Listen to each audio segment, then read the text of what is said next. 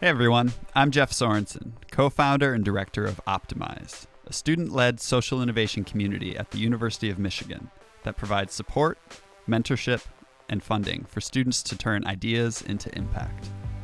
And this is the Why Not Me podcast, where I speak with entrepreneurs, activists, researchers, and leaders from all walks of life about how they're using their life to make a positive impact in the world.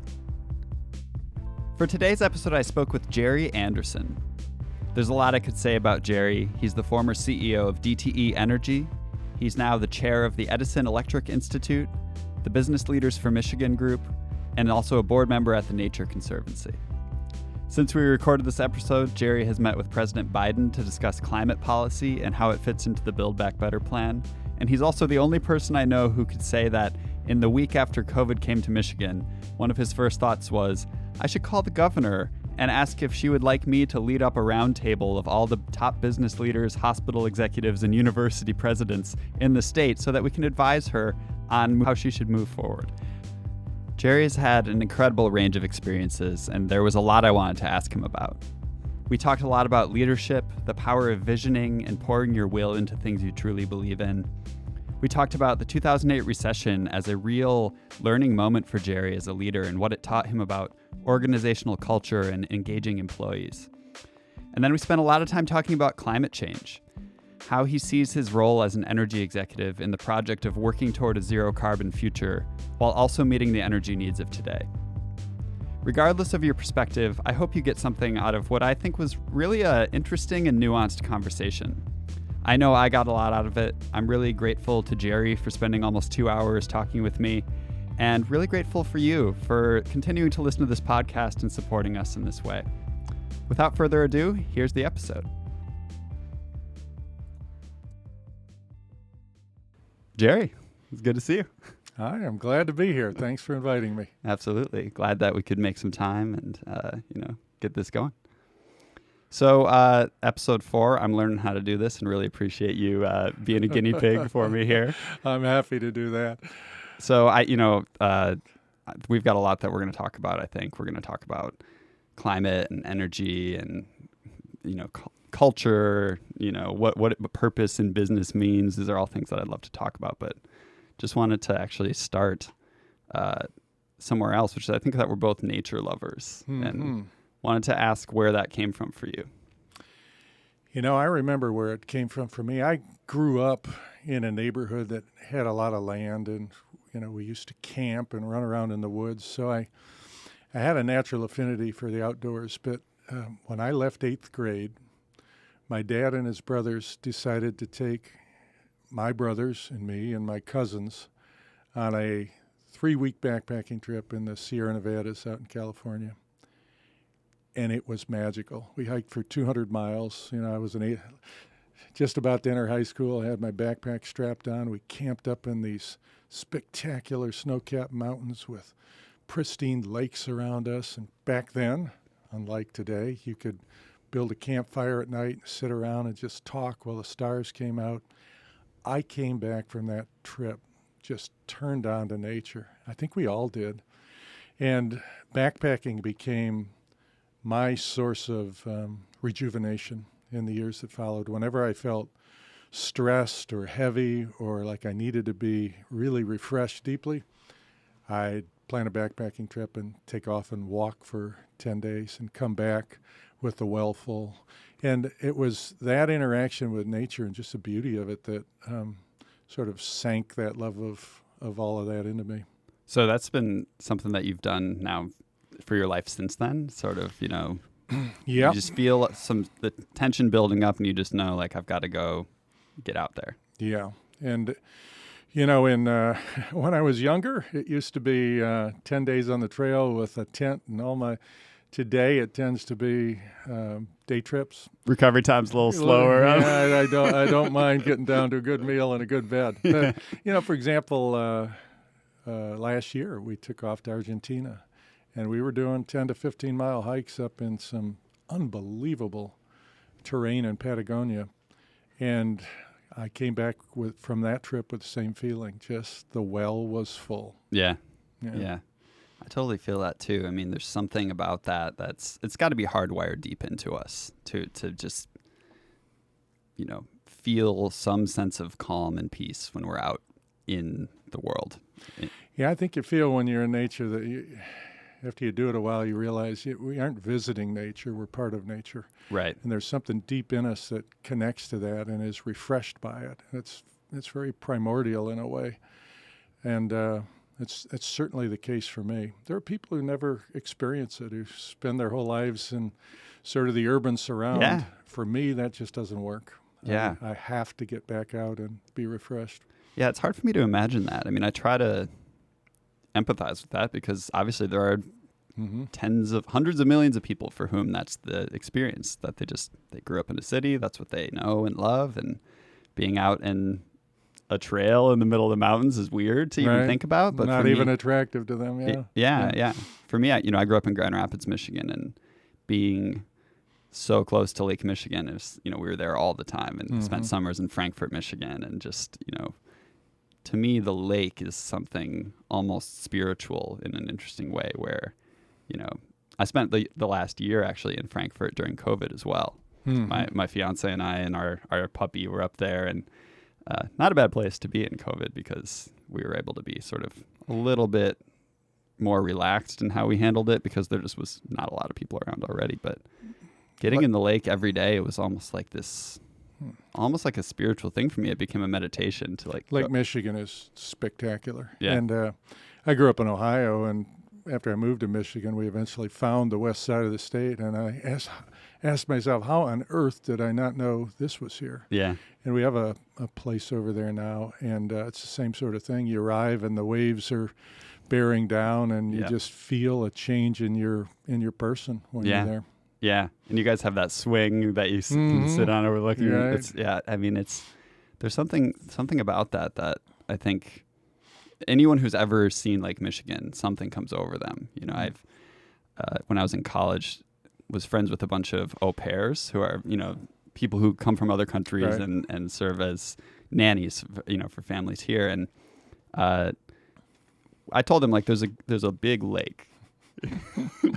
They're from Brazil and Colombia and France and other places, and they're like, okay, a big lake. Okay. Yeah, right. And we get there, and it's just everyone's like, this is not the ocean. This can't be a lake. What are you talking about? Right. And the dunes and everything like that. That just people can't believe it until they see. I don't think they understand the concept that a lake could be that big.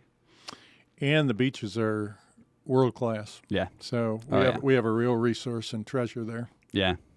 So for me, that, when I think about why did we start Optimize in the first place, obviously it's grown into so much more than this now because there's thousands of people involved and they bring their own passions and their own beliefs about what a more just and sustainable world means.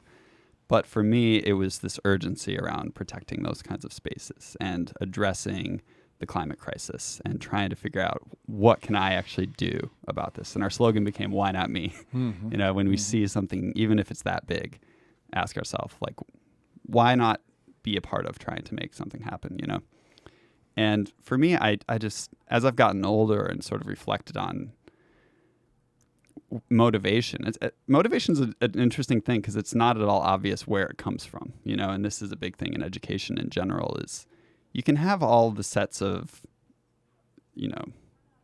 trainings, or you can have all the right information for someone, but if they don't have that internal driver, that internal motivation to pursue it, you're not going to go very far, right? And this is something that you've discovered in very large organizations, I think, too, with a sense of internal purpose for why we're doing what we're doing. And for me, I think that connection to Lake Michigan, as I've spent more time there in the last year, now in my 30s, I can see a little bit more clearly that something in that is just this deep driving thing for me. Mm-hmm.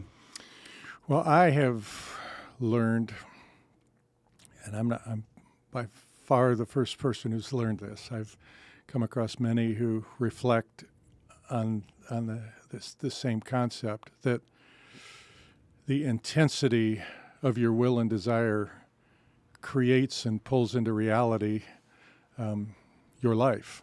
you can shape and create your reality through intensity of will. Yeah. And Steve Jobs used to describe this as his reality distortion field. He would perceive what he wanted to create, and he would perceive it with such intensity that he became confident that it would appear. Yeah. And it almost always did for him. But other accomplished people have observed the same thing, that when you care about something deeply and pursue it with an intense aspiration, reality has a way of reshaping itself to create possibilities. Yeah. And it sounds mystical and it sounds weird or something, but I don't think it is. I think thought has its own energy and power. And there's a lot about this world we don't fully understand. Oh, sure. And I think that, you called it motivation. You can call it aspiration, will. But we reshape the world and we improve the world through the intensity of our will, how deeply we care and how much we want to create change. And it's when you go after that change with intensity and force that I think the world will yield, and you can create real change. Well, this is the first conversation you and I ever had, actually.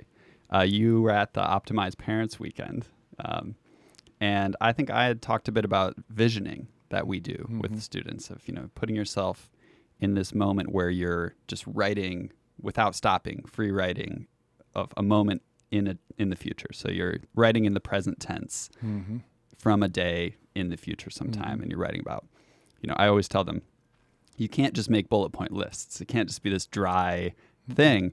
You have to think about, what is it about, like when you're reading a great novel and you're just lost in it.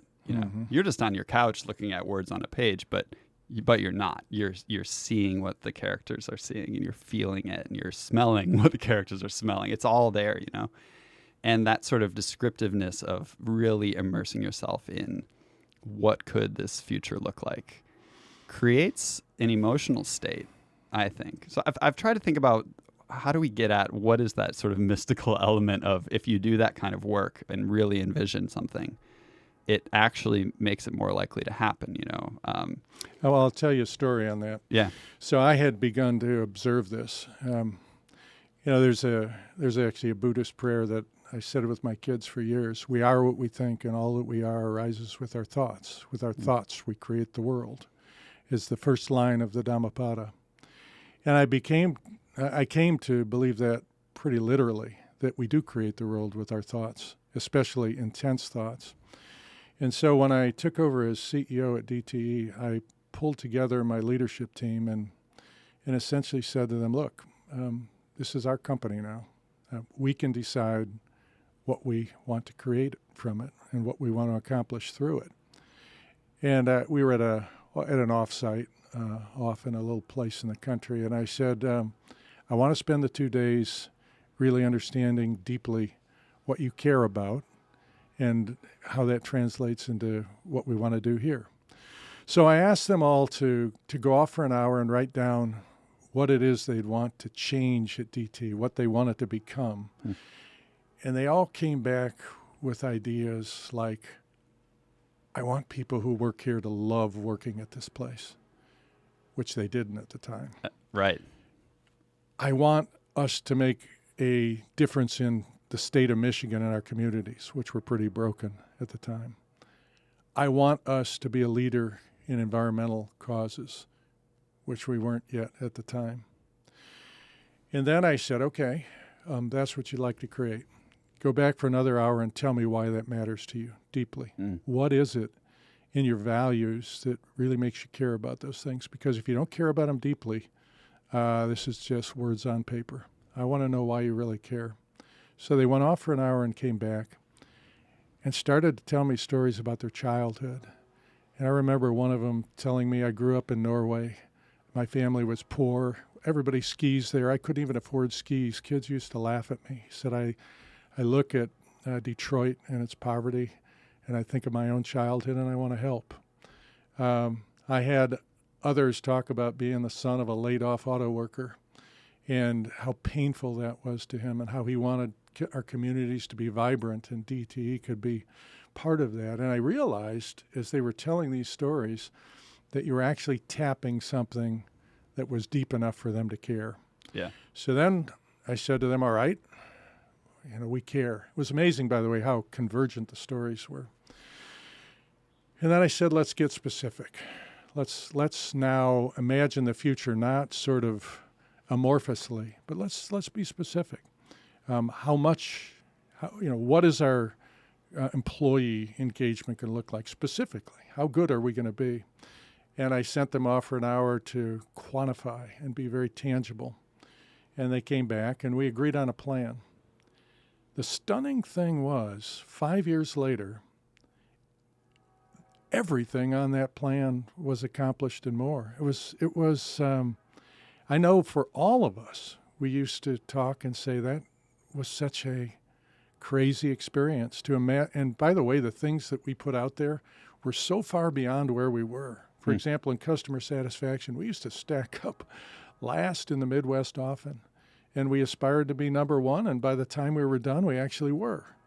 Our employee engagement was really poor. We aspired to be in the top 10%. We were by the end. And a lot of us reflected on how did that happen?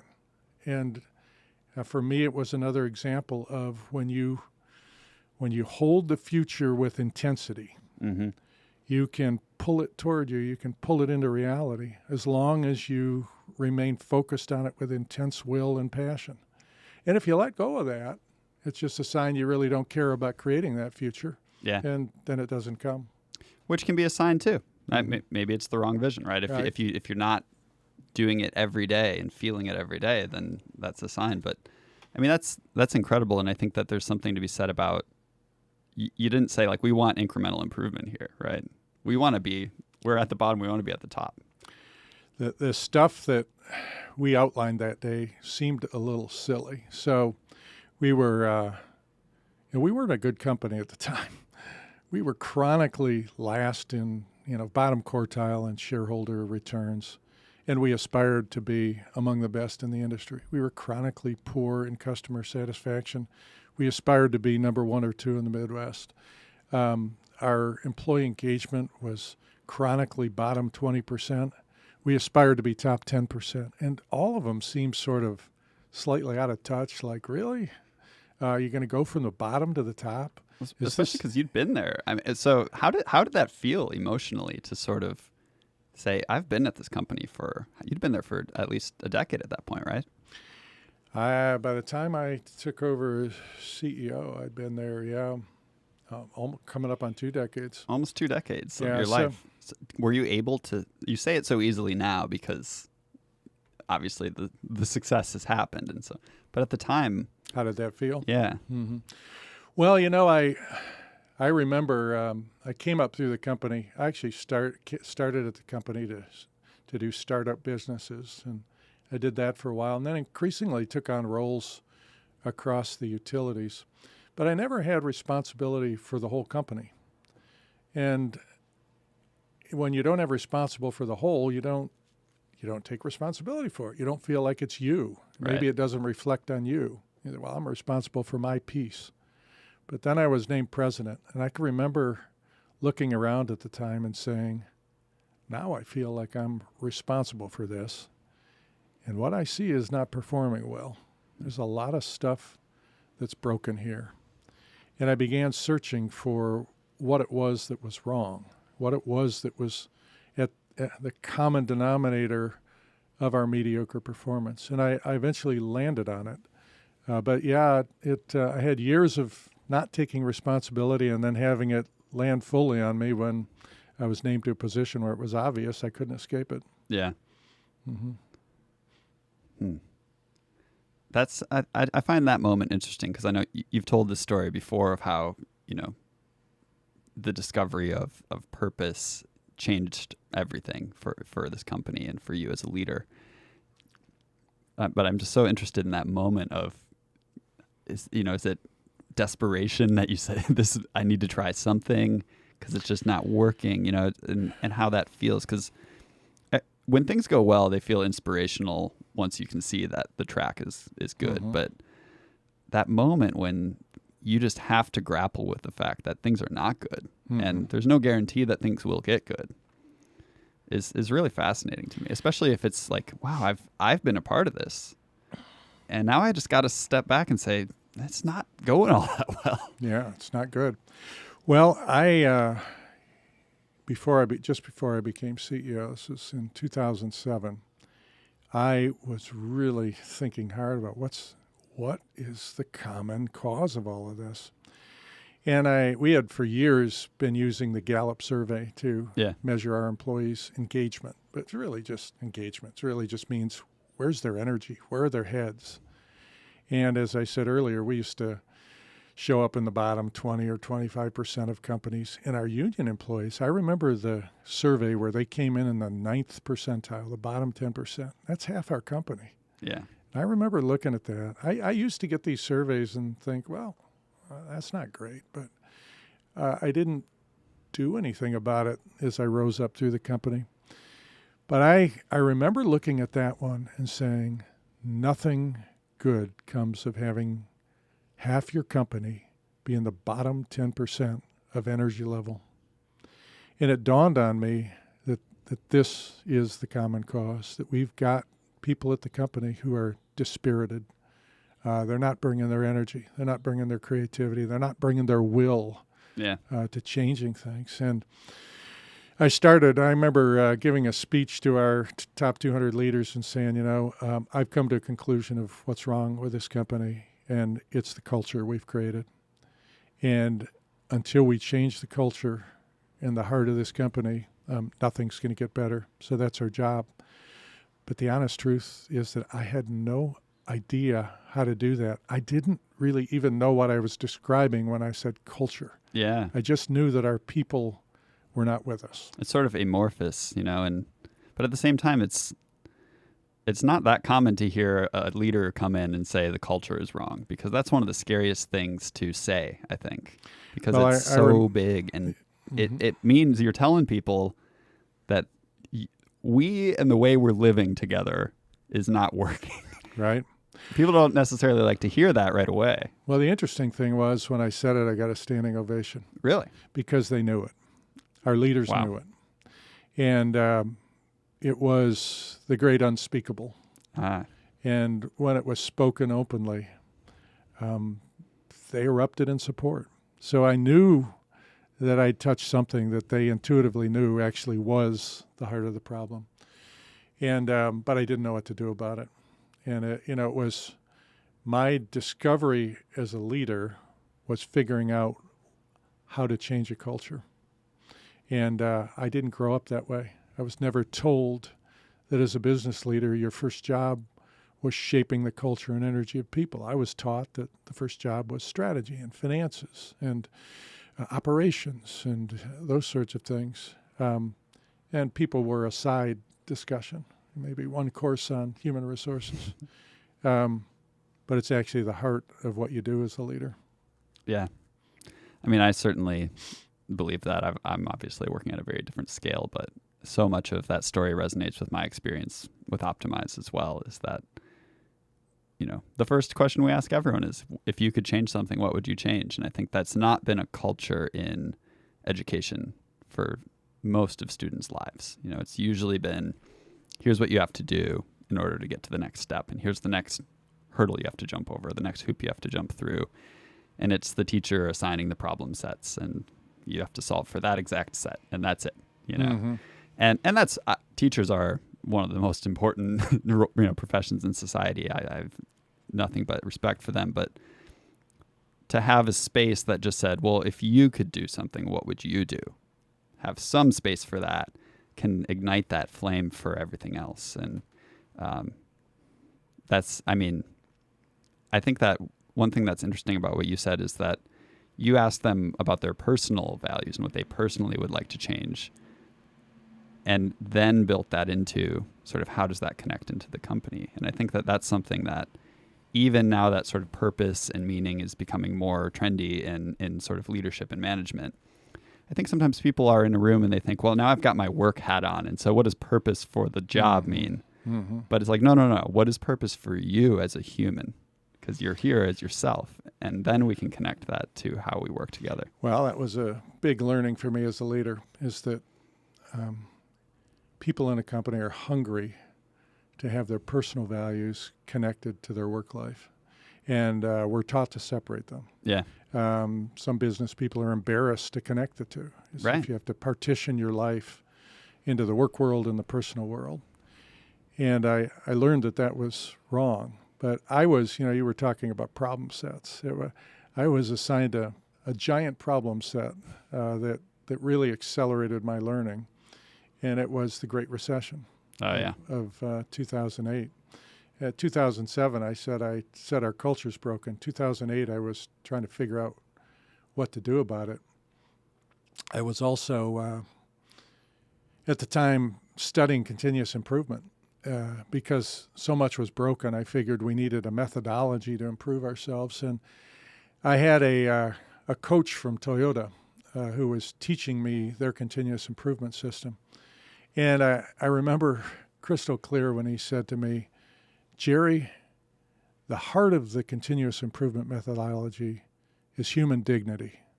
And I was like, what are you talking about? I thought the heart was a bunch of methodologies and statistical analyses. And so I got into a conversation with him, and here's the root of it.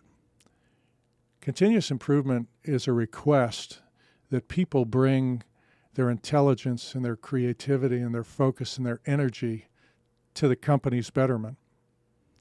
How can you ask people for their best and deepest energy if you don't stand for that in their lives? Right.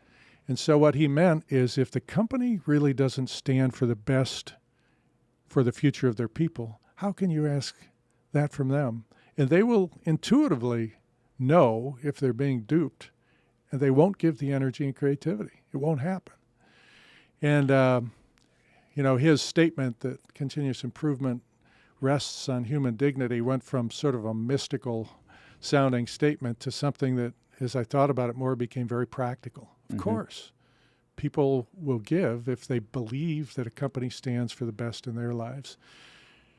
And then the 2008 crisis hit, and we were planning away that year, and the stilts under the world economy began to wobble, and then they fell out altogether. I mean, it was such a surreal time when those banks started to crash, and auto companies shuttered, and steel mills closed. And the weird thing was, right at the very global epicenter of all of that was Detroit, Michigan. Right. I mean, literally, people talked about Michigan as the heart of this worldwide economic crisis.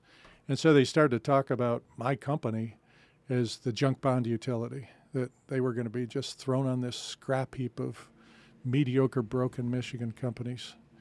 And I remember pulling that leadership team that I discussed earlier together and saying, we've been planning all year for 2009. That's all useless. Everything has changed. And this was around Thanksgiving. And I said, look, we got like a couple of weeks to put together a new plan for next year to face this crisis. So go home and enjoy Thanksgiving, but come back ready to work. And so we got back from Thanksgiving, and the two of the leaders that I assigned to look at this came back and said, hey, we've sized the problem, and it's hundreds of millions of dollars have evaporated, and there's no way for us to remain healthy except a big layoff. I mean, probably 20% of the workforce. And I thought back to my Japanese tutor and human dignity and standing for the best in people's futures. And I was just about to become CEO. And I thought, I am shaping my interaction with employees for the rest of my tenure here. Because if I walk away from them at their moment of greatest risk, and everybody was worried sick because their brothers and sisters were being laid off in auto and steel companies. I thought if I and this company walk away from them, it will be a hollow promise when we come back and we say that we stand for your future, because they will remember that we didn't do that when they most needed us. And so we wrestled with it and thought about it, and actually at the end of 2008, made the opposite decision. I remember taping a video and saying to our employees, what's hit us is huge. It's a fundamental challenge to our company. I don't know if we'll get through it healthy, but I'm going to make you one promise. The last lever we will pull at this company to keep it healthy is to lay anybody off. But in turn, I said, I need a promise from you. I need you to bring every ounce of energy and creativity and will that you can to the table to make this company healthy. And maybe if we all do that, we can get through this together and come out the other side. And so that was the bet. And it was really the decision that shaped the rest of my career. Was that decision, because what followed was kind of stunned me and was pretty magical and shaped the way I thought about what a business is, what a company is, and what a leader is. And so how did that look in terms of changes you started seeing, because it's interesting, because at that point, you were already dealing with this recognition that things were broken. Mm-hmm. And then you have a crisis, mm-hmm. which could go either way, right? I mean, it could, and I think we've seen this with COVID too, is that some organizations through COVID, I think ours included, have gotten way better because everyone involved just recognized this is a moment when we just got gut punched and we need to figure out how do we do this together and become better together. And I think our narrative has always been, we're going to be one of those organizations that we're going to emerge from this better than we were before. And we're going to be better relative to everyone else too, because we have a culture that can make us through this, right? And I feel like we've done that. I've seen other organizations that basically just completely fell to their knees for a lot of the period of time that we just went through. And I'm curious, in a moment when you didn't necessarily have that sense of, we already are firing at all cylinders and we've got a great culture, and so we'll make it through this and we'll be better than we were before. You're saying we already were not sure if we could handle even a normal challenge, and here we have this major crisis. How does that moment look, and what is that? How did you start seeing? Obviously, with the benefit of hindsight, it worked, and you made it through, and the culture got better. What did that look like, just in a sort of the moment to what changes did you start seeing along the way? So you're right. With the benefit of hindsight, that crisis was an amazing gift. Although I remember saying to my wife over Christmas in 2008, as 2009 was bearing down on us, I really hope this works. I said, I entered 2009 with so much uncertainty about what the year would bring. But I remember vividly, I had a CFO at the time, Peter, and I remember him coming to me at the end of January. We had laid out a financial plan to make it through, and he came to me and said, hey, we beat the plan in January. I was like, really? That's amazing. Then he came to me in February and said, we beat the plan again. And I was like, how? Because around us, things were shutting down. The city of Detroit's heading to bankruptcy. Our load is way off. And he came to me at the end of the first quarter and said, we beat our budget again. And I said, Peter, something's wrong with your financial models. Because it was so counterintuitive to me that we would actually be beating our plan, not gasping to try to keep up with it. He said, well, I don't think there's anything wrong, but I'll check. Well, to make a long story short, April, May, June, same story. And I kept telling him, I think there's something wrong with your financial models, Peter. He came to me at the end of August. And I can remember he was in an office here in Ann Arbor and told me we'd beat the budget again in a month when I was sure we wouldn't. I slammed the table. And I told him, Peter, your models are broken. Go find out what's wrong. And he screamed back at me, Gerry, my models are not broken. This is just what's happening. And I stopped and thought, well, I guess it's what's happening. And then I went out and started looking for it. And what I found was discretionary acts by people everywhere I looked to make things better. Yep. ranging from people at one of our power plants who'd found a way to take a project from $30 million to $3 million through creativity and redesign. And they never would have done that before. To the day when I came to my office in Ann Arbor, and I used to go there on Fridays, and I asked, hey, do we have any green tea? And she said, no, we don't do green tea anymore. I said, what? She said, Gerry, we decided only one type of tea to save money. And then she whispered to me, don't change it. So this is what this group could do. Oh, you're right. And I thought, okay, we're doing everything from that to these big projects. And everywhere I looked, this was happening. And we came through that year amazingly healthy financially in the heart of this economic crisis. And I had to give my self-evaluation to the board at the end of that year. And I said to them, I have learned far more this year than any year in my career. And everything that I learned this year was about people and what they're truly capable of if they care deeply and believe in something, believe in a cause. Because what they're capable of is way beyond what they might imagine, as the employees of my company proved that year. Did you do any sort of process of sort of visioning with the employees, or was it sort of a call to action and they sort of through those small acts started seeing the vision? And because one of the things there's these concepts of vicious cycles, but there's also can be virtuous cycles, of you do something and it feels good, and so the next day you sort of are looking for opportunities to do something that feels that same way, Mm-hmm. And that's part of the power of, I think, that manifestation of the thought is if you can intensely think and feel something, then it's kind of like actually the opposite of the morning where you spill coffee on yourself and then someone cuts you off on the road and it's just everything's all of a sudden your day starts going bad. What's that about?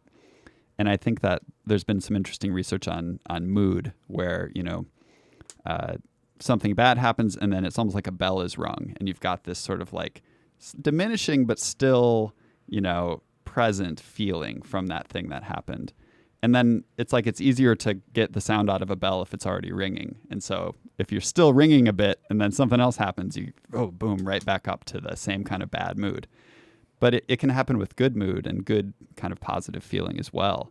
And so I'm curious, do you think it was that moment of just making this very sincere, genuine ask of people that sort of rung the bell for the first time, and then they get to do these small actions and get affirmed for it, and it keeps ringing the bell? Or How did that play? Yeah. Well, How did they get to a point where they do you think it was people just genuinely embraced that message? I think they were engulfed in fear. So, I learned after the fact what an incredibly fearful time that was for people. Yeah. I'll tell you a story about that in a minute, but I think they were engulfed in fear and they were given hope. And so they were able to transition all this nervous energy of fear into hope and this feeling that if we pull together and do this, we can leave our fears behind. What I didn't do a visioning exercise. What I did do was constantly update them on our progress. And as we made progress, I told them that. Yep. I kept telling them, we're ahead, we're winning. Yep. And it reinforced this sense that we can do this. We can get through this. Yep. And, in early 2010, I had a breakfast with a group of employees. I used to once a month get together with employees from across the company, right from the front line to more senior people, and mix them all together. And I had this breakfast in January 2010, and afterwards there was a woman hanging around, and I could tell she wanted to talk because she was waiting for everybody else to leave. And so when everybody else had left, I walked over and chit-chatted a bit, and I said, well, was there something you wanted to talk about? And she said yes. She said, I never got the chance to properly thank you for what happened last year, and I just wanted to do that. And I said, well, what do you mean? And she said, well, I have two brothers in the auto industry. They were both laid off. And my husband was laid off. I have two young kids. I can't tell you how deathly afraid I was about what would happen to my family if I was laid off. So when you and the company said, the last thing we will do here at the company to hold things together is lay people off, but I need your help, Gerry, I was all in. And I listened to her and I realized, okay, that's what we tapped. We tapped this woman's love for her children and then translated that into her energy at work.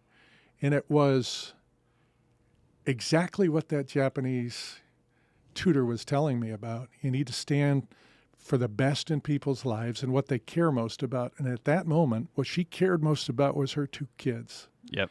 And the company gave her a chance to be there for them and hold life together. And I'll tell you what, she would fight for that. Yep. And she did. And there were thousands and thousands of other people who had a version of that story. And it was in that moment that I said, no wonder this happened. And no wonder it was so counterintuitive. We really tapped something very deep in people. And that was the moment that I realized my job is to keep tapping that sort of energy in people if I want this to be a great company. Yep. And I think that's probably what that ringing the bell, to use that metaphor, was you tapped it, and then the updates of your work it matters. It's paying off. Right. Yeah, it exactly continues to build that belief that not only is it more fun to work this way, but it's more effective too, right? It's a lot more fun. It is. Over time, the sense that people had working there changed completely, really. Yeah. From a place where it was a drag to a place that they enjoyed coming. And, I told you we used to be bottom 20% of these Gallup surveys all the time. Union was bottom 9%. By the time the journey was over, we were top 3%. It's incredible. And I can't tell you how different it is to walk around a company that's bottom 20% versus top 3. It's tangible. And one of the things I learned is that you can sense the energy and positivity of a group of people when you just walk in and pay attention. Yep. And when I used to walk into a room in the bad days at DTE, the energy was tangibly negative. And by the time the journey had come across roughly 5 to 10 years, I learned that you could walk in and read a group's positivity and positive relationships with each other and so forth. I think that's something that, a lot of people listening to this might be in college, and thinking about, how do I go into my career and find something that's not going to be somewhere where I'm just watching the clock every day, and I don't think we talk about that enough, that you have to develop a sense within yourself. I don't think there might be a few sort of tips on how to sense energy, but you just need to trust yourself, right? If you're in a space and you know that the energy is not good, that's data, and I think that it can be difficult for students to understand how to find a company that has that kind of, I guess the Gallup surveys are not a terrible place to look for a quick sort of shortcut, like who's near the top. But we hear this from Optimize students a lot, is that they've been part of this culture here, and it helped them hone their sense of what kind of a culture they want to be a part of. And so if they go out into their first job and they just notice immediately, like, wait a minute, this feels way different from the kind of team that we had built when we were here, they get out of that job pretty quick, and they find their way to something that feels similarly to that experience that they had, which is why I think it's so important for someone to have that experience, because I think a lot of people go into their careers and never know that it could be better. And maybe that's what was going on with the company when you came in as CEOs. People didn't even imagine that it could be better. It's just how it is, the junk bond company, right? Well, it's very interesting. If I look back over my career and its evolution, I often say to young people that in a lot of ways my career was a random walk. It depended on a lot of chance events. But behind that was always a desire to be in a place where I could make a difference or do things I cared about. But I wasn't able to do that at every step of my career. I went through portions of my career where I said, well, this isn't that close to what I thought I might do or what I hoped I might do. But strangely, in the end, my career folded together in a way where I was able to work on things that I cared deeply about. What we just discussed, creating a culture that is healthy and good for the people who work in it, or climate. Yeah. That love of environment that we talked about earlier. Let's talk about that. Yeah. I remember sitting on a mountain when I was I traveled around the world when I left undergraduate. And I remember sitting on the top of a mountain in Switzerland and thinking, somehow I want my career to be connected to bettering the environment. And, I've reflected on that moment. I actually found the diary where I wrote it down. And I've reflected on that recently as I've been given the opportunity to work on climate policy. And I thought, somehow through all these twists and turns, my life wound its way to a place where I was able to work on the issue I care most about from a position where I can make a difference. And I'm really thankful for that. But it's also a lesson, I think, that you need to keep your eye on what you really want to do and love, but you can't expect that life is going to constantly make every moment of your life right on top. Right. Of, I said, people often say, you got to work in your bliss. And I say, your job's not always going to be your bliss. Yeah. But if you're in it long enough where you find it's really draining you, or you don't feel it's headed in a direction that might get you there, then get out. Yep. But on the other hand, don't expect that you're not going to have some steps along the way that are difficult or that are skill building, but maybe not right on top of what you love. Sure. Or something that you won't see the value in until years later, maybe. Yeah, exactly. Right? Exactly right. So let's talk about climate and environment. I think that, I'm really interested to have the opportunity to talk with you about this because, as you said, you're in a position now where, you've been sort of a primary author of proposed climate legislation that United States senators and representatives and even the executive branch takes a look at and takes really seriously, right? And I'm curious, how you personally think about that responsibility and how that has changed maybe over time, because it's interesting to see everything is sort of narratives, everything out in the world is narratives, and none of them are quite right. And I think that it's easy, especially if you're young and excited about things, as I've been, and I've gotten too caught up in certain narratives sometimes. Mm-hmm. And it's interesting sometimes to see how people just ignore other narratives in the name of preserving theirs, right? And so for someone in your position, I think one of the reasons why, DTE has been able to build a culture that's been so successful is because, to the extent that a business can say, we're so important to everything else that happens in this entire state, and everyone depends on our product in really genuine ways to live their lives and protect their families and pursue their aspirations, and the whole engine of progress in every industry depends on it. Mm-hmm. What industry can say that more than energy utilities, right? Everything runs on the energy that is provided by. Correct. Yeah. And so on the one hand, there's that narrative, and there's people who will look at just that narrative and say, this is a huge celebration. Let's celebrate this whole thing. On the other hand, there's people who will see that the reports coming out of the IPCC, the Intergovernmental Panel on Climate Change out of the UN, and say, we are in this moment of urgent crisis that we've never dealt with before, and the energy companies are to blame, right? And because this energy they're producing is, polluting and producing too much carbon dioxide in the air, among other things, methane and others. But although I think some people who dive right into the narrative don't even get to the details of what the gases are. But there's this narrative that, okay, that means that the energy executives are evil, right?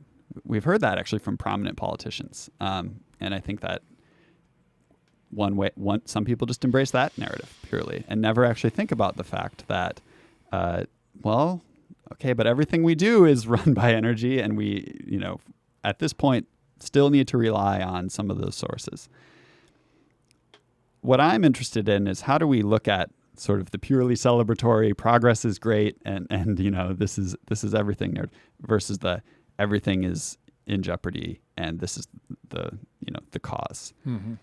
Well, okay, there's some truth in both of these, right? And I would imagine that you, in your role, given that your passion has been for the environment and nature, and that you wrote that in your journal when you were still in college, and then you ascended to the top of one of the largest energy companies in the country. I'm sure that you've heard all those narratives coming at you from different angles. And I'm sure that knowing you, you don't just embrace the hard line narrative of either of those or anything in between. What I don't know is, how do you think about that? And it's the reason why I'm having a hard time even sort of like finishing my sentences right now is that this is just such a complicated area of how do you wade between narratives and how do you take something from each of them? And have there been times when you've heard something from someone who is attacking you in an ideological way, and they're very genuine maybe, and you've actually learned something and said, wow, I need to think about that. Well, I do, there is truth in both narratives. So everything depends on electricity today. Right. Nothing happens without it, and increasingly so. We're going to electrify transportation. We're going to electrify the heating of buildings. Well, that's a piece people don't think about. Electric vehicles, great. Yeah. Well, those are going to be run by the current electricity. Yeah. So there is nothing more fundamental, perhaps, than air and water and food to human life anymore. So it's not hard to connect our people to the importance of what we do. But it's also true, and I've said to our people, we lie at the intersection of economic progress and environmental progress. Our industry is right at the cross-section. Yep. And it's our job and our responsibility to grab the environmental progress piece of that and make it real. And I do believe we're at a point of crisis now, and we do need to address the climate crisis with absolute urgency.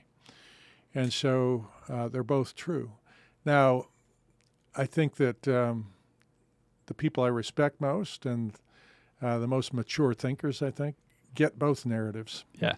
And they understand how we got where we are.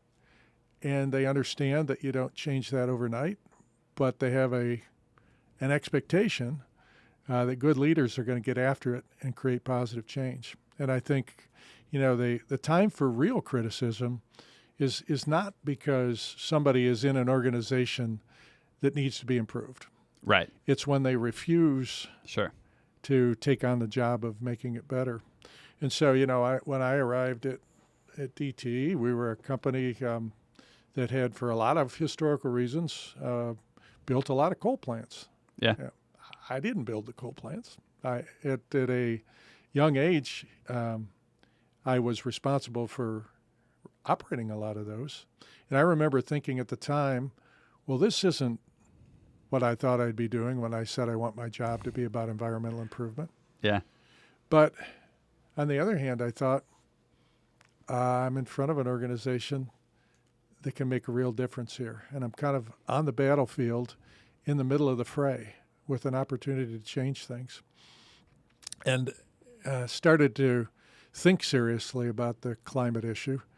And then as time went by, that role offered me the opportunity that you described, which was to be in the middle of climate policy. I remember the first time that happened in a tangible way was in the Obama administration. And he proposed the first real climate policy for our sector in the country's history. It's called the Clean Power Plan. Yep. And I, at the time, was chairing the industry's environment committee. So I had the job of trying to pull together the CEOs from energy companies all across the United States around this proposed plan. And at the time, this was back in 2015, that was not easy. There were a lot of different opinions. Local politics varied a lot, state by state. We were working with the EPA. Gina McCarthy led the EPA. She's now the President Biden's domestic climate advisor. Sure. And so I was just lots of late evening meetings and meetings in Chicago of industry leaders, and we eventually got there. And we came to agreement with the administration, the Obama administration, that we would target a 20% reduction in carbon by 2021 and a 32% reduction by 2030. Mm-hmm. And I can just tell you that felt hard and heavy at the time. But I was so happy to have a framework in place that our industry could begin to work again. I remember toasting Gina McCarthy and saying, congratulations for putting in place a framework that is going to begin the process. It's not the end, but it'll begin the process of us doing what we need to do. And she looked at me and said, geez, I'm not sure how to feel about being toasted by an industry executive. She kind of laughed, and because we all felt good about it. But then of course came the election of 2016. Right. And Donald Trump came in touting the revival of coal. And within a couple of weeks of his victory, he said the Clean Power Plan is going to go on the scrap heap. Exactly. And I remember saying to my wife, good God, I feel like I've wasted a year of my life. I was so depressed by the whole thing. But that wasn't the end of the story. We're back in the next round. And the interesting thing about all of that was that the industry in the ensuing time is actually not down 20% by 2021, which was the Clean Power Plan. We're down 40%. We're double what we talked about.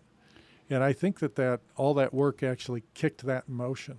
And the strange thing is that right through the heart of the Trump presidency, the industry made its sharpest, fastest move to take carbon out of its production.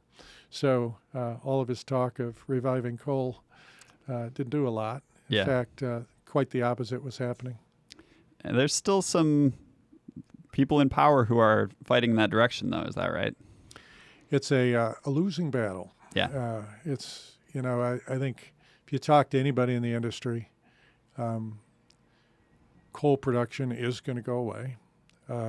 It's, look, it was the heart of production in the 1900s. In the 2000s, we need to move on to other things. It's just the way it is. So if you watch the industry trade press, you just see a regular cadence of announcements of coal plant retirements. I just saw a big one the other day that our neighbor AEP announced another big plant.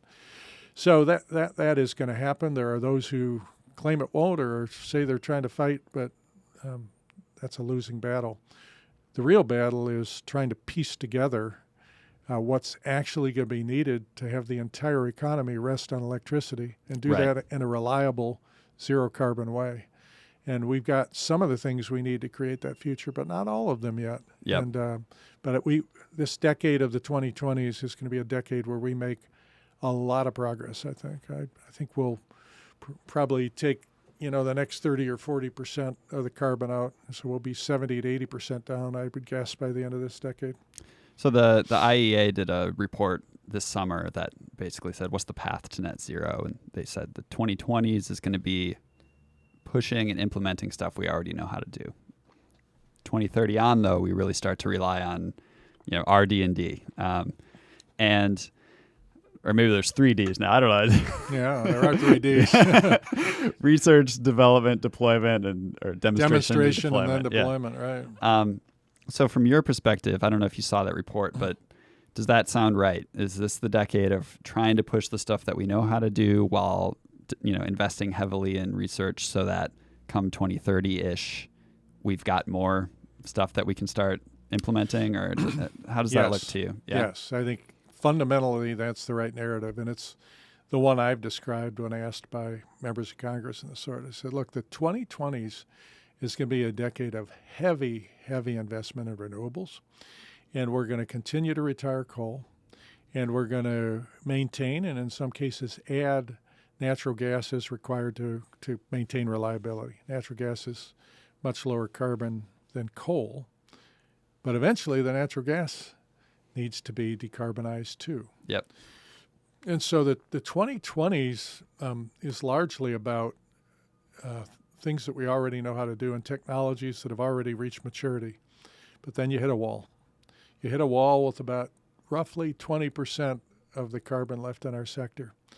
And we need new technologies. And renewables and batteries alone will not do it. Renewables play an incredibly important role. We're going to build a ton of them, but batteries today are good for 4-8 hours of storage. We need storage that can take renewable energy from August to December in Michigan. Yeah. When the sun isn't shining and the wind's not blowing, and we actually need very, very long duration storage of energy. That won't be batteries. And if you try to make it batteries, we'll mine the world inside out for precious metals. Right. That's another thing people don't think about is the sources of materials for all these things. So we're going to need other things, whether that's hydrogen production, or whether it's capturing the carbon from natural gas, or whether it's an altogether new form of storage, not the chemical batteries that we have today, or perhaps it's these advanced nuclear technologies that are much safer and can serve the need.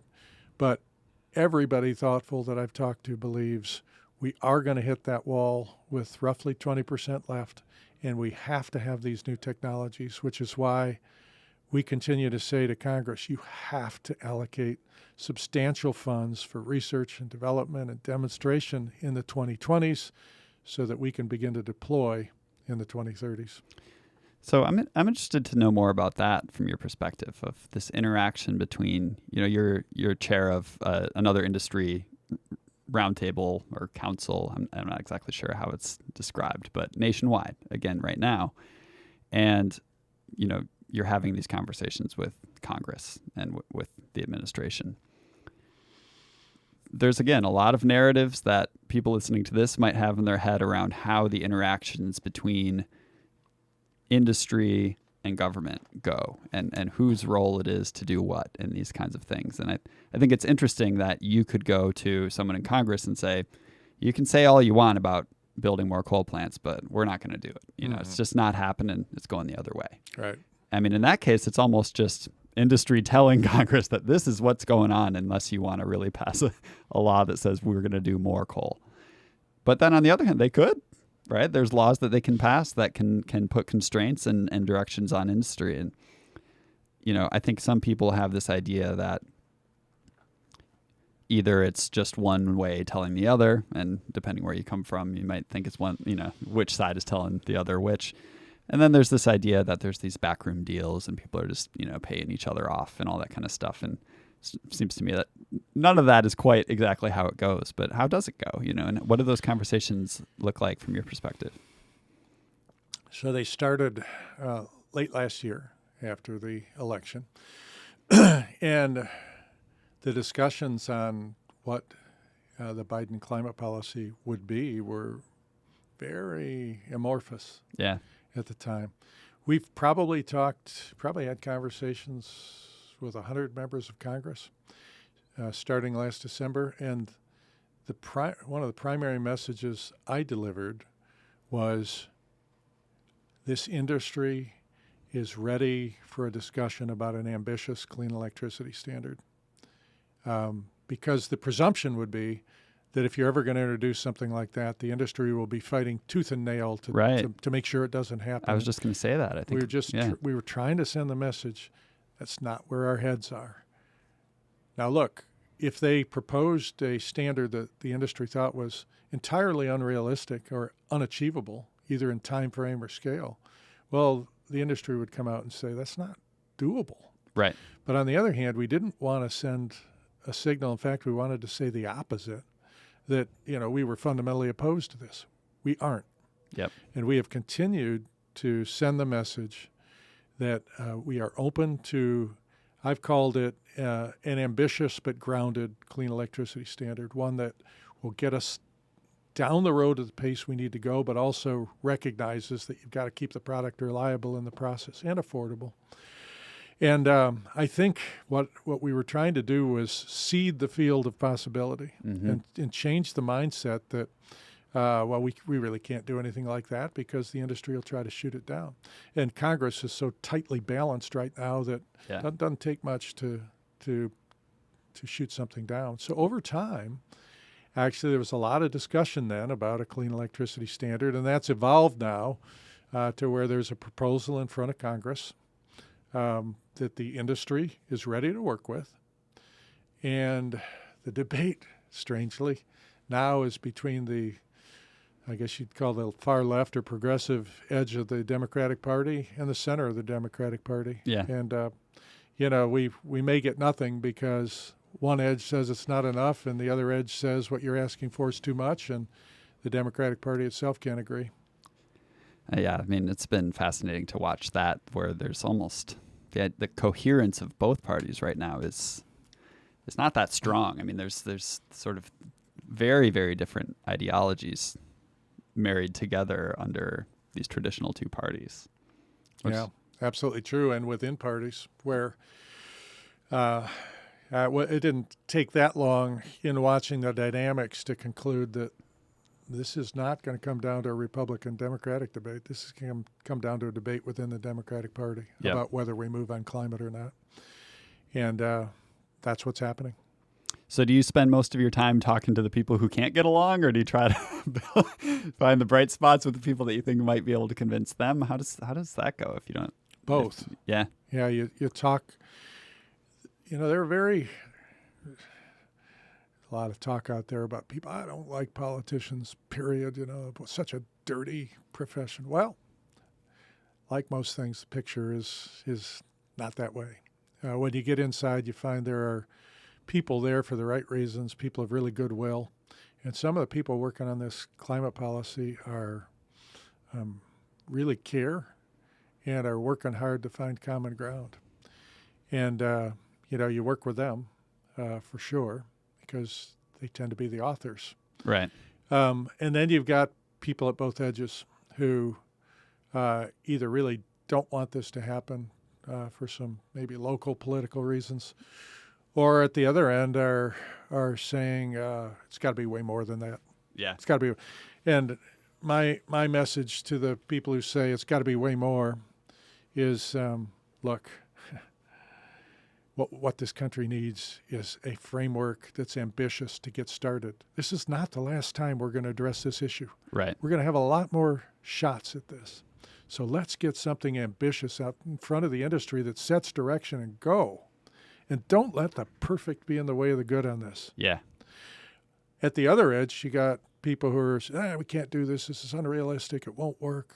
And you get in with them and say, actually, if it's designed properly, the industry's convinced it can work. Now, there are ways to design it where it won't. You can over-constrain it. You can try to do too much too fast, and that genuinely will blow up. yep. But if you do it the right way, it can be done. And so you try to work both edges. And we're in a lot of conversations currently.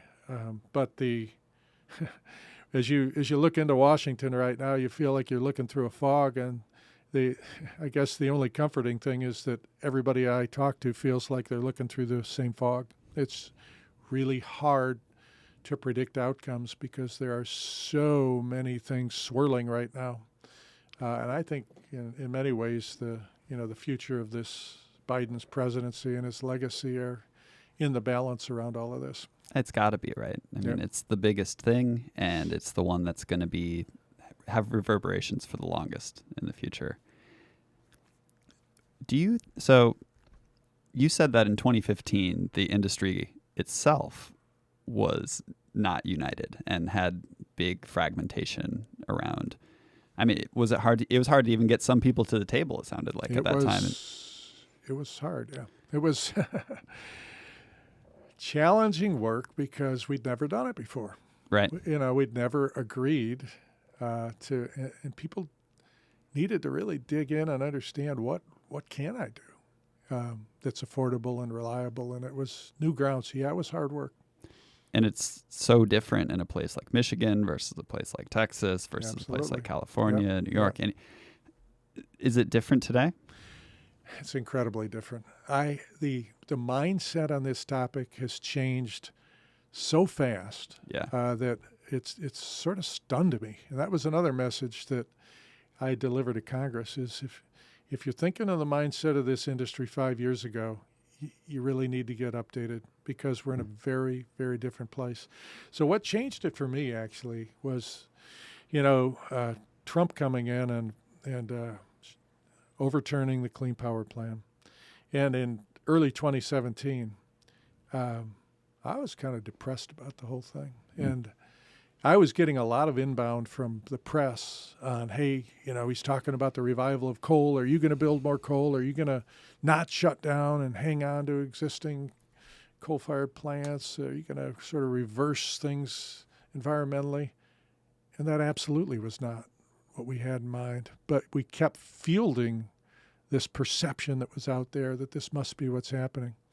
So I pulled that leadership team together that I described before, and we sat down and I said, look,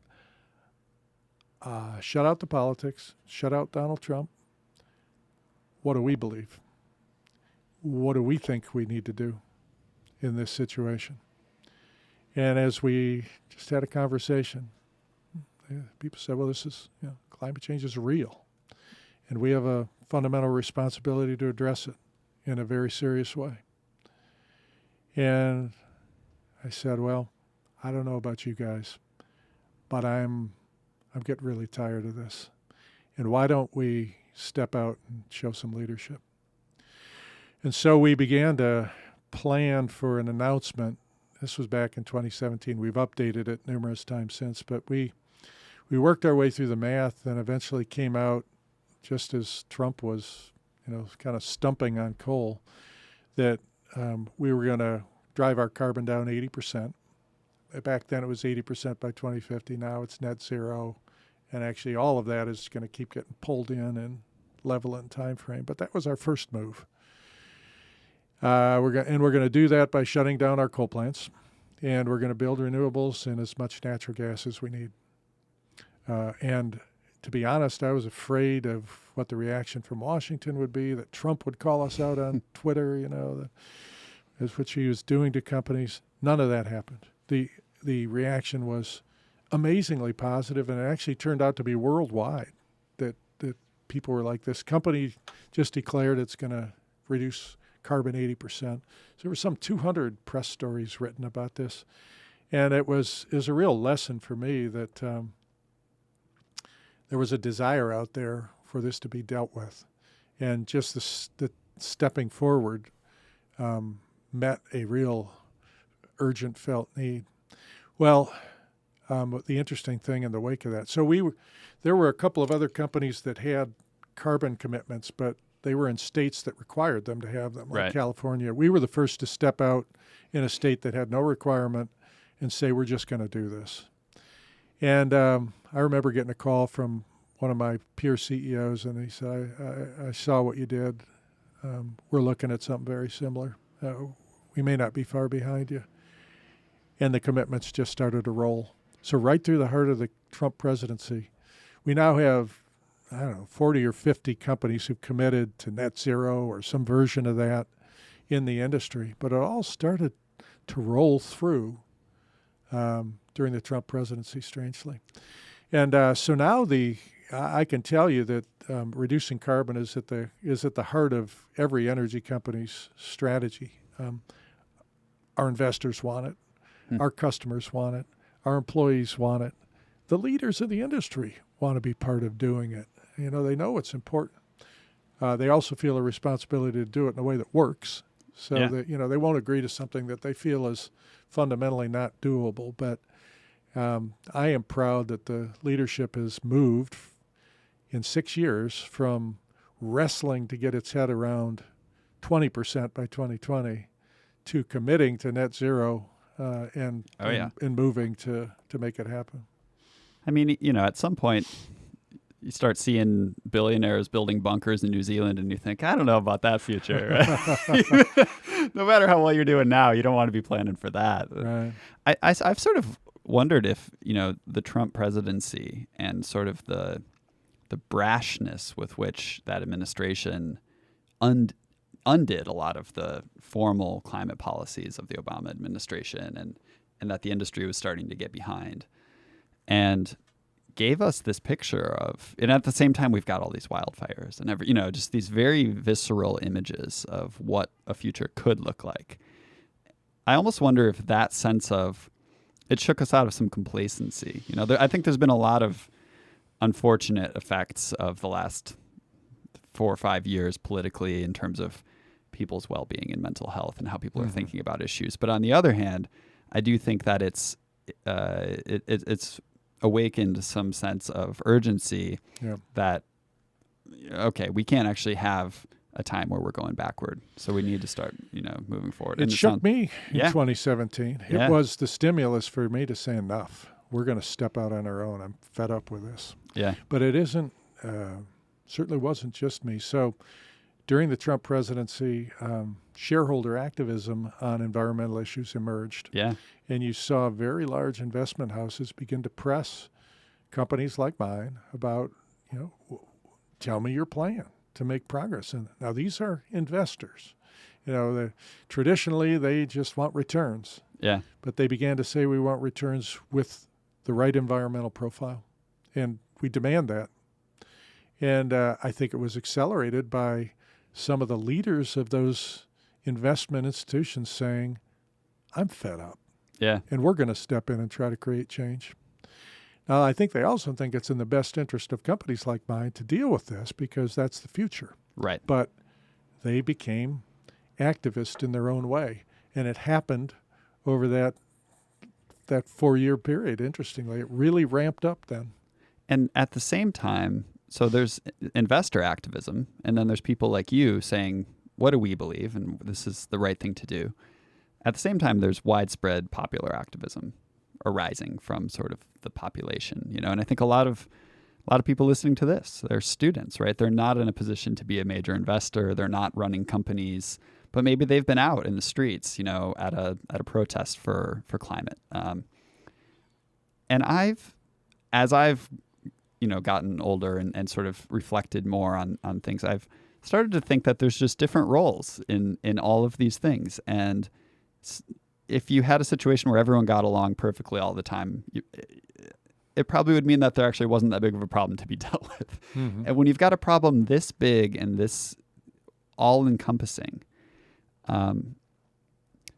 depending on your perspective, you're going to be in a slightly different place than someone else. But I actually have started to think that actually it all works together in an interesting way where, maybe activists who would never see something quite the way you see it have actually helped you get into a set of conditions where you can do something that you feel is right because the environment has changed mindsets, as you said, so quickly. That's got to be at least partly because so many young people have been out protesting for this. And in a weird way, in another way, because of those conditions being created, there's some actions that you and a company that you've been running could take that might actually put more wind in the sails of the activists because they say, we got to win, Mm-hmm. And I've started to actually think that these things, they are adversarial sometimes in a small sense if you're zoomed in, But I think sometimes if you zoom out, you actually see, it's kind of in a positive way. It's almost like challenging each other to be better with a shared goal of. Right. But I think it's very difficult to see that perspective in the heat of the moment sometimes. I think activism is incredibly important. And as you described it, there are these movements that emerge at moments that shape the future. You can go back to the French Revolution and the uprising against the monarchy at the time, or the uprising in the American Revolution, to the environmental movement of the early 1970s, where there was all sorts of energy unleashed about what we're doing to our environment. I think those forms of activism shape the world and are really important. And then there's the field of action where, you're describing that activism sort of gets melded with the current and the possible and creates change over time. I completely respect the role of activism. There are activists whose style I admire more than others. Sure. Forceful activism, but you can have activism that leaves forceful activism and becomes really, in some ways, self-centered incivility. Yeah. And I don't think that's necessary. Yeah. There are people in the environmental movement whose activism I really admire, and they change my thinking. And others I watch and I think, yeah, this is more about you and your organization than it Right. is about the cause in some ways. You're Yeah. tearing people down because it's good for your cause. So lots of different forms, some of which I think are more effective and more admirable than others. But the general field of activism is really important. There was a time when I was young when I sort of thought, I think I'm going to be a critic and an activist. I liked ideas, Yeah. and I liked feeling like I had the right ideas. And then there was a point in my late 20s where I thought, I don't think that's what I want to do. I think I want to enter the fray. And I'm not always going to be in a position where I can claim that I'm right or doing the perfect thing. But I'll be in the middle of trying to change things. And it'll be messy sometimes. And I may at sometimes wonder how did I get here? But I'm glad I made that choice for me. Yeah. But there are others who, choose the role of activism, and if they do it well, it's an important contribution. Yeah, I think I've been, I'm turning 32 next month, and I've been working through that for the last several years myself too. I've been involved in activism, but I'm an administrator at the university as one of the youngest ones, and thinking about what changes can I make on this front. And, there's lots of activism around the university, at the university as well. And so I've been really deeply grappling with that of, where are my skills and strengths best applied? Yeah. And I think I can do the criticism stuff, but I think what I've found is that my greatest strength that people seem to respond to is being able to inspire them that something better is possible. And I've found after a while that it's a little bit hard to hold both of those things at once. And so I've pulled myself away a little bit from the very aggressive criticism of the status quo. Not because I believe things should stay the way they are, but because I've just found personally that I'm more effective when I'm saying, well, hey, there's where we can go, right? Yeah. And by saying, hey, there's where we can go, it's sort of implicit that I don't think where we are is sufficient. And, but so I've sort of changed my approach. And I think, I've been grateful that the people around me have given me the grace to have those learning curves. I think that everyone needs that to be able to learn how. And I respect other people who, as you said, say, well, I'm going to go this way. And I think, sometimes activists think that people inside systems are just performative when they talk about what they want to do. And sometimes people in systems think activists are just performative when the truth is there's performativeness in both. Yep, both camps. And then there's core, genuine people in both camps. Exactly. And I think those are the people who respect each other and actually help each other be better. In my 20s, I had lots of beliefs. And boy, did I hold those beliefs. I was, strangely, I was essentially a pacifist. I was anti-consumerist and you might say anti-capitalist. Nuclear war was a threat then. I was anti-nuclear. Still is a threat in some ways. Yeah. It hasn't gone away, but back then it was just hung very over salient. everybody. It was very salient. And I could argue these positions to the death, and I did. And I loved coming out feeling like, you see there, I have the right idea. They couldn't answer me, and I won, so to speak. And that was really important to me to feel like I was right. And I remember a moment that changed my life. I had an uncle who was a priest. He was also one of the world's foremost bioethicists. He was he was a great fun man, but he was also very smart, intellectual.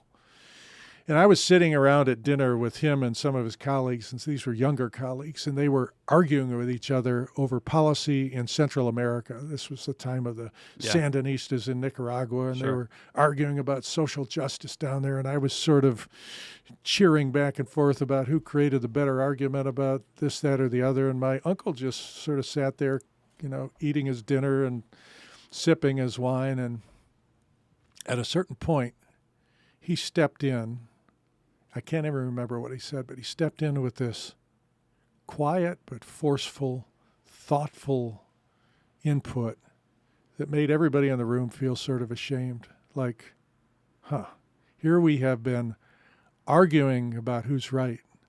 And this guy comes in with such wisdom and calm and makes us realize that it was all about us in this argument. Mm. And I remember leaving the room that night saying, I want to be more like him. I want to worry less about whether I'm right or have the right argument or can critique other people. And I want to be thoughtful and objective and really dig in, because that's what he showed us. Do you remember what he said, or was it more about how he said it? It was how he said it. Yeah. It wasn't sort of this combative, I want to be right. It was a reflection that showed his wisdom. And he didn't really care. It was like, well, if you disagree with me, it's okay. Yeah. I'm not hung up on that. Yeah. But nobody could argue with what he said. And it was more his tone and style that struck me. And I looked at myself and I said, your shtick is to be right. And you feel in being right that you can sort of look at other people and say, you see, I'm sort of one up on you because I'm right and you're wrong. I believe this, you're doing that. You know, I'm better. Right. And I began to realize, holding these beliefs doesn't make me any better. And that's sort of a cheap form of righteousness and judgment. And I began to develop an appetite to leave that behind and jump in and, as I said before, be part of the mess where, at times people might look at me and say, look at you, you're part of an institution that's a problem. Sure. Well, that's all right, I am. Yeah. And we've got to change it. And it's not perfect. But that's, So that was a moment. I had a lot of moments in my life that I can tangibly remember a switch getting flipped. And that's one that flipped. And I watched today some of the culture of judgment and call out and so forth. And I see in it memories of myself where I used to call others out for not seeing clearly. And I look at it and I think, well, I hope those folks mature because it's not the right place to live. Right. And I think that's really interesting to hear. And it's good for me to hear, I think, at this moment in my life, because I feel like I'm coming out the other end of in a weird way, the COVID time helped me reflect on how do I really want to be spending my time and living my life, because that was it was so intense of energy leading up to that, because it was in the middle of the Democratic primaries and people were, it felt like the world was going to end if some candidate won. In the end, the candidate that no one was talking about just sort of slipped in. But one thing that I've noticed is that, it's interesting to hear that that's always been the case, that experience. Today, though, I think young people are in such a difficult spot where, you could be having those arguments and then you have this moment where someone says something wise or even just brings an energy into the room. That's what you remember. Is I remember the energy. Yep. Right. And you can say, okay, I'm going to change my course a little bit. But everything that you said during that time before that isn't documented online forever, And today, so many young people have so much that's online. And I've actually pulled myself completely off of social media for the last year and a half, and I'm not going back, because one thing that I noticed is that these platforms actually are invested financially in getting more of those arguments going and taking them further than they even would otherwise, and making it harder for someone to have a moment where they say, whoa, wait a minute, how do I want to be going? And so I worry a little bit about that. To tell you a story about this, the thing that finally got me off social media was I'd been on Facebook, and for a lot of the time, it was a good place to be. And I think building Optimize, it was really important to be there because that's where the community building was happening, and we hosted all of our events through that. And I don't think that we didn't have a platform. And at the start, I don't know if I would have been able to help build this without it.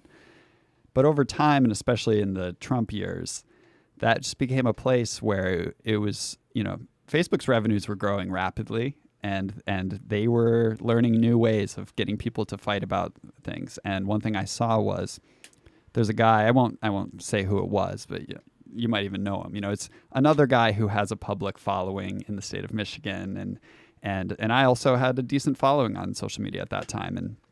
And the ironic thing is the following came from the good things that I was doing with Optimize and all these kinds of things. And I think the same for this other guy. He's doing a lot of good things. I agree with a lot of what he does.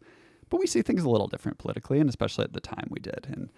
And one thing that I've reflected on is that I don't love arguing with people, but I'm the type person where if someone comes at me, at least at this phase of my life, I think I've actually had a sort of similar experience to what you're talking about, where I just said, I don't need to be right, and I don't even need to defend myself every time. But at this time, I had this tendency of, I'm not going to come at you. I'm never going to comment on someone else's post ever. I'm never going to attack you. That's not what I want to be about. But if I say something and you attack me real hard, I'll fight back. I'm not going to just go down on. And so that's the tendency I had. And somehow Facebook learned this about me, I think. And this other guy, it was naturally a troll. He just liked poking at people and getting them in a position where they get riled up, and then he can make them look dumb. Real smart guy, but he just had that tendency. And Facebook knew about him. And so we're a perfect match because we also both have followers who will hop in on our side. And one time he was, sending me a message about something else, and we were cordial. We're still, I would say we're acquaintances, not necessarily friends, but we get along. And so we were talking about something privately where we were perfectly cordial. And he sent me a screenshot of his computer. He wanted to show me something. I saw his Facebook up in a different window. And his timeline, the first 4 things on it were all me. It was all things I'd written hours or even days apart from each other. And Facebook knew that when this guy who has a little bit of troll tendency and, is going to log in and is going to see something he doesn't like from me, all he's going to see is that, because the first thing they want him to do is get engaged on my comments. Yeah. And so then I log in. The first thing I see is so-and-so commented on your post. And I realized they're weaponizing these tendencies and creating a conflict where it wouldn't otherwise have. So I just pulled away. And for me, getting out of that space has allowed me the space to have a similar realization, I think, to what you had around the same time in your life. No, that's very interesting. When you get back into ethical traditions or spiritual traditions, over and over, there's this thread that violence begets violence. Hate never conquers hate. Yeah. And I've begun to see these public attacks, as a form of violence. Now, when they're a conversation, that's different.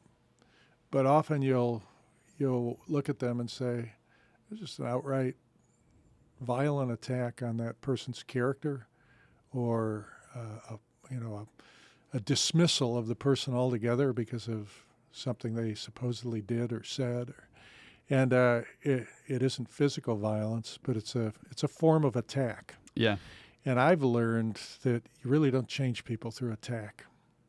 You change people by changing the way they think. And maybe every now and then there's somebody so recalcitrant that there's some force needed. But I've found that actually listening to and respecting people, and then thinking about how do you change their understanding of their thought process, goes a lot further than these punch, counterpunch, punch, counterpunch. Usually when you counterpunch somebody, they just brace up harder for the next punch back at you. And in that point, nobody's really trying to change. They're just trying to win. Right. And that's not how change actually happens. In public settings, I've found myself a lot of times where people are bringing heat at you over some issue or another. It never works to respond with heat. Right. It always works, or works best at least, to really listen to them and to let them feel that, and then to genuinely, share your perspective. And it almost always lowers the anger and the tension in the room and creates a space where some genuine discussion can happen. Yep. But boy, the minute I counterpunch, it's over. Sure. It's just a melee. No coming back from. Have you had experiences where you slipped up and did that? Well, yeah. I mean, I told you earlier that was my mode as a young guy, and I sort of vowed I wasn't going to be that way. But I maybe saw it most tangibly with a couple CEOs before me, where his natural character when attacked was to come back with arguments. Yeah. And it never worked. Yeah. It never worked. The other side essentially say, you're not listening to me, and I'm just going to attack harder. And on the other hand, there were people I watched who did the opposite, who would take the criticism and maybe even thank people for it, and then respond genuinely with their thinking. And it worked. And so I had people before me, mentors before me, who took on both styles, and I liked the one a lot better because it as I said, it was the one that led to some potential change. We took a decision a number of years back that we were going to invite all sorts of people from the community into a meeting every year, from environmental organizations to community activists to politicians to leaders. We put them all in a room and sort of laid out what DTE was doing and said, we want to hear from you. And the first year, people were coming with heat. Yeah, I bet. And we didn't respond with heat. We responded with a genuine understanding of what they're bringing, and I hope thoughtful responses. The next year, very little heat, and they then evolved over time. We still do them every year to genuine community conversations, and a lot of praise about the quality of the group brought together and the nature of the conversations. But they could have gone the other way. Sure. They could have been a a nasty affair. You see town halls. And especially when trolls get brought into the picture. I mean, it's just a nightmare. But it sounds like you actually didn't depart from being a pacifist, almost became... one thing I've sort of recognized in myself is that if I believe in these things I say I believe, I need to model that not only in what I'm working for, but in how I'm working for it, right? And it sounds to me like you actually didn't abandon being a pacifist. You almost recognize, wait a minute, I'm a pacifist who's yelling all the time. Yeah, well, that's true. When I was in my 20s, I would say I read everything that Gandhi ever wrote, and just absorbed it as sort of the fiber of my being. And there's a tremendous amount of that that's so true. That he used to talk about soul force as the real agent of change. That it isn't going to be violence; it's going to be showing people what nobility really is. I believe that. On the other hand, I unfortunately believe there are situations where evil presents itself in a way attacking the helpless, where you probably have to step in. Yeah. And so I guess you'd say my pacifism isn't. It's a different version than dogmatic. Yeah, maybe. it isn't as dogmatic as it was. But I think the tendency to see war as a last resort and violence is not an agent of change is still very much part of me. So I think we all evolve and change and mature, but the threads of some of those things are still there. Yeah. This actually reminds me of, I'm going to pull up real quick if I can get it. My father-in-law sends me these quotes randomly on email sometimes. And he sent me one from Bertrand Russell yesterday. Let's see if I've got Wi-Fi. Yeah, here we go. It says, Bertrand Russell on how to grow old. It says, make your interests gradually wider and more impersonal until bit by bit the walls of the ego recede and your life becomes increasingly merged in the universal life. An individual human existence should be like a river, small at first, narrowly contained within its banks, and rushing passionately past rocks and over waterfalls. Gradually, the river grows wider. The banks recede, the waters flow more quietly, and in the end, without any visible break, they become merged in the sea and painlessly lose their individual being. I love that. Yeah. I love that. And he talks about ego. Mm-hmm. And I used to say to leaders at DTE that the greatest impediment to leadership is unhealthy ego. Unhealthy ego meaning I want people with ambition. I want people with aspiration. I don't want people whose ambition and aspiration is all about themselves. Right. And unhealthy ego is a big focus on me. Yeah. And what we were talking about earlier, this attacking people, for me, it's a lot of ego. It's a lot of self-justification and pride about me. Yeah. And I think what Russell is saying there is maturity brings this realization that that sense of all about me is in the way.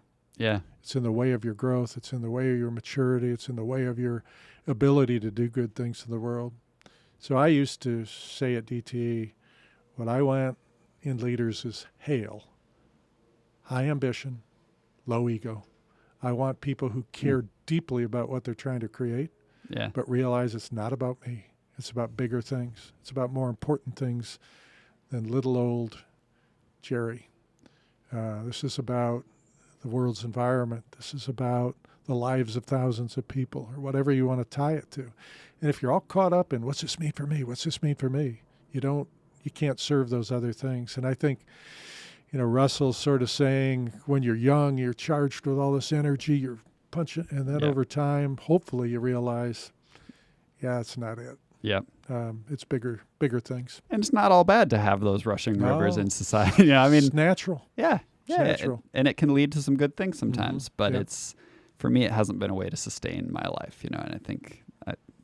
I always say that young people who aren't idealistic give me pause, because I think youth is a time for idealism. It's when you're shaping your beliefs and your convictions. But then there is a process of maturity and growth that takes the edges off. It doesn't water them down. It doesn't weaken them. No. But it brings them into the world in a way that is real. Some of the things I have the deepest remorse for were people that I hurt back when I was in my judgmental phase. Yeah. I had an uncle who I really loved who was CEO of our family's business back at a time when I thought that business and capitalism were sort of dirty things. Yeah. And he sensed it and pulled away from me. Yeah. And I realized later what a bad thing I'd done to be so judgmental of this man who was really a good man. And later in life, I overtly apologized to him and said, I want to apologize for the way I treated you back then. It wasn't fair. It wasn't right. He was like, it's okay. It's, it's behind. But it broke our relationship for years. Yeah. And I felt badly. He died a few years ago, and I was happy that he wasn't holding any of that. But judgment is a bad thing. And it's an element of the Christian tradition that I think is really healthy, which is be ready to receive the judgments you give. And if you're ready to dish out intense judgment, just be ready to get it back. Yeah. And judgment is a bad state of being. Of that, I'm convinced. Understanding, it's okay to have a desire to help other people change, but to be in a state of judgment over them and moral righteousness, not good. And it's so often you see, whether it's on social media or anywhere else, that the people who are the hardest charging in that way, as soon as it comes to them, can't take it. Just like absolutely lash back. They can't take it. And I think I don't want to judge them. I think I was in that place for a while, and thankfully not as aggressively as a lot of people I see out there. And I think I found ways. Optimize actually saved me in many ways because this community is so strong, and can help people on their own growth journeys. And that's been a huge thing for me to see, is that being in a community that inspires you and encourages you and talks honestly with you if you're starting to head in a direction that you might not actually align with what you really believe in your heart. I think we need people like that around us, and we can't just be on these journeys on our own. And so I think like the fact that your uncle, it was your uncle? Yeah. Is that right? Was able to say, it's okay, and our relationship's not over. And one thing I've, almost everyone that I had any sort of negative interactions with when I was on social media, and I don't want to overstate it. I'd had a lot of great experiences there too, but I reached out to them.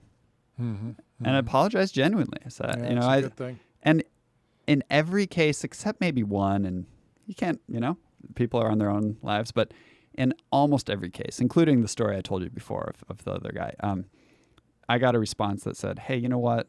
I don't feel good about that either. And I just feel like I wasn't bringing the energy I want to bring. I'm sorry as well, you know? And just this, and now there's a even deeper level of understanding of each other of, okay, we're all going through our own journeys, and no one wants to be hostile in this way to each other. Yeah. And to me, maybe to wrap up, we've got about 10 minutes left, but I want to ask you about the future for you. So, we've dived into a lot here, and it's really helpful for me. And I think you and I, our first time we ever connected, and it seems to me just like a real common thread, and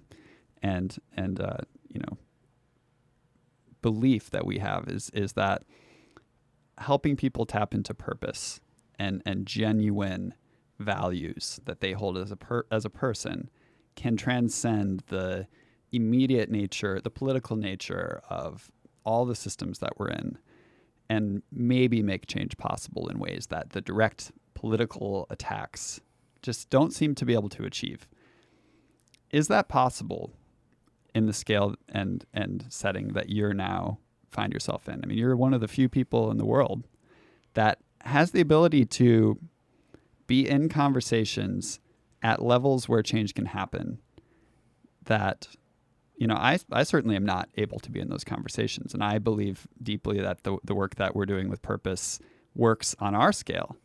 Can it work in Congress or in industry associations or at the level that I think is still needed to create the kinds of change that we need to see? And I thought it was interesting you said earlier that we've got these targets, but they're just going to keep moving in. We're going to keep getting more ambitious.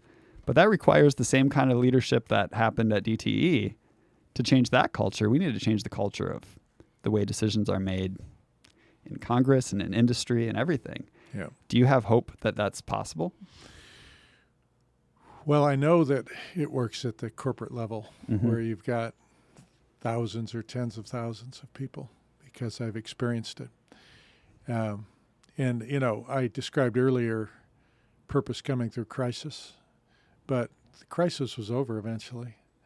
And that wasn't going to be the juice anymore. You had to tie people to a sense of purpose that was longer term. And that was where the real work lay. But you can draw just as much or more energy from people wanting to be part of something great as you can from, fear. Yeah. So I know it works at the corporate level. I've seen it work at the industry level where people have come together. Now look, at that level, you've got, 70 companies. So the expression of it isn't going to be as clean as it might be in an individual organization. But you can see people aligning behind the sense that we need to do this. And how they describe it may differ, how they act on it may differ, but the mind frame of our industry has changed so much. And I think a lot of that is that the leadership has come around and said, we need to get after this. So I've seen it work there. Congress is, we'll see. It's maybe the hardest. Yeah. It's so divisive now, and so difficult. And you do have a lot of people with ego. I will tell you that some of the people there pounding the table the hardest, I look at and I say, I think this is more about you than it is what you're talking about. That you want to be seen as righteous and upstanding, but you're actually hurting the prospects of change. Yeah. We need to find common ground here, and you're hurting our ability to do that. And common ground will never be perfect from anybody's perspective. Right. It's always going to be a little messy, but we'll move on. We can move on some of these issues. I don't know. One of the things that I mentioned earlier is that we spent a lot of time with members of Congress saying, we're ready to do something ambitious on climate. We're ready to do something ambitious. And the hope was that just by seeding that thought that the industry's ready, they could get on to saying, well, okay, if the industry's there, we'll design something to make good on that. Yeah. I don't know if it's going to work. Right. Because, as I said, the argument now is between people who essentially saying it's got to be the way I see it, as much as I say it needs to be, as extreme as I want it to be, versus the other end who say, no, can't be that. And I really hope that we can take this moment to find common ground, because if we don't, it may be a while. Now, the good news for our industry is I think we'll keep moving anyway. Yeah. But we'll move faster if we can get this national policy in place. And so that domain, we'll see whether, trying to put out there a sense of possibility will work in the end, or whether it will devolve to what we've seen too much of in Congress in recent years. And how do you see your role personally in all this as you move forward? What's not only like technically in terms of what boards you're on and what interactions you have, but how you wake up every day and go into the things that you have to do that day? I think that I stayed around in the industry. I stepped down as CEO. I'm now chairman. But I stayed around in that role to try to get a shot to work on this. We talked earlier that your will about what the future might look like, you hope can create it.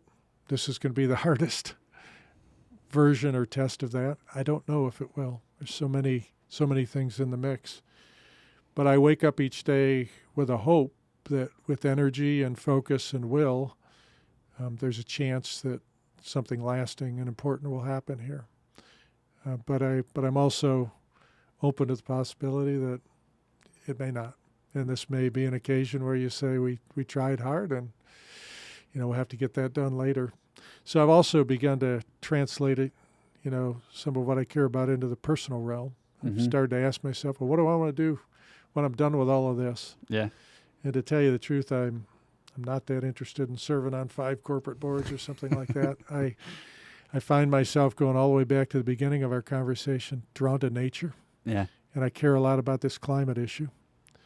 And so I've actually started to look at large blocks of lands in the Upper Peninsula of Michigan where I can use some of the resources I have to acquire those. We're trying to do it in places that the Nature Conservancy has prioritized as high priority. Yeah. But I'm also working with people who will take this into the voluntary carbon markets and won't pay for it completely, but they can help to pay for it. Yeah.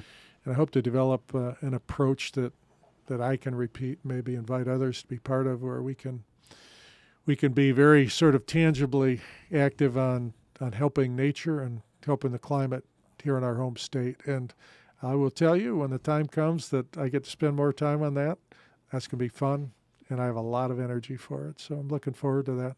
Well, that'll be a good day. So to close, you said a few things in the last minute that I want to just sort of pull a thread just a little bit farther, and we can wrap up after this. But one is that you said with energy and will and focus, things can become possible. But also, if it doesn't happen, I think that's part of that letting go of ego thing, right? Yeah. It's like, I really want this to happen, and I'm going to do everything I can, but ultimately, it's much bigger than me. Yeah. And so if it does happen, it will be, I hope to have played a part. Right. If it doesn't happen, I'm not all powerful, right? And so I think that's really interesting. But I actually want to just close by asking you, so energy, focus, and will. That's come up a lot in what we've talked about today. And those words are very important to me as well. I believe that to